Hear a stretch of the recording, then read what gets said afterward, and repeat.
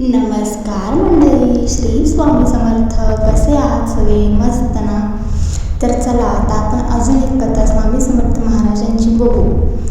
माझे व्हिडिओज किंवा माझ्या या मी सांगते त्या कथा तुम्हाला आवडत असतील तर नक्की माझ्या चॅनलला सबस्क्राईब करा. तर चला आपण कथा बघू. स्वामी समर्थांची ही कथा थोडी कडक आणि तितकीच हटके आहे बरं का. ही कथा स्वामींच्या अजब लीला आणि एका गर्विष्ठ भक्ताच्या डोळ्यात झणझणीत अंजन घालणारी आहे. सोन्याची वीट आणि स्वामींचा वैभव.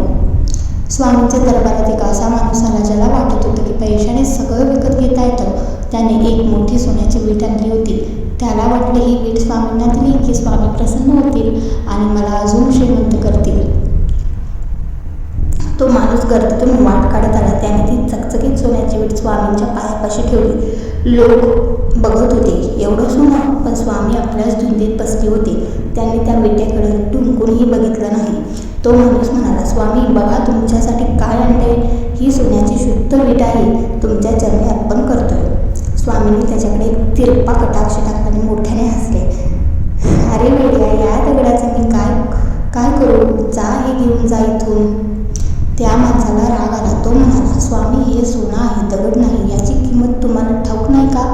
स्वामींनी तिथल्या एका साध्या मातीच्या ढेकळाला आपला पाय लावला आणि काय आश्चर्य, तो मातीचा ढेकूळ बघता बघता लख्ख सोन्यासारखा चमकू लागला. स्वामींनी तो ढेकूळ त्या माणसाच्या हातात दिला आणि म्हणाले, अरे मूर्खा, ज्याच्या पायाखाली मातीचं सोनं होतं त्याला तुझ्या या सोन्याच्या विटेची काय गरज? तू इथं देवाला द्यायला नाही तर देवाची परीक्षा घ्यायला आलायस. हे सोनं आणि गरिबांना वाटून टाक, तरच तुझा उद्धार होईल. तो माणूस थरथर कापायला लागला. त्याला समजले की आपण ज्याला संपत्ती समजतो ती स्वामींच्या लेखी केवळ माती आहे. त्याने स्वामींची माफी मागितली आणि तो खऱ्या अर्थाने श्रीमंत होऊन तिथून बाहेर पडला. तर मंडळी, ही कथा आपल्याला शिकवते की देवाला तुमचं सोनं नको असतं, त्याला तुमचं स्वच्छ मन हवं असतं. स्वामींच्या दरबारात श्रीमंती पैशाने नाही तर विचारांनी मोजली जाते. पिऊ नकोस, मी तुझ्या पाठीशी आहे. श्री स्वामी समर्थ.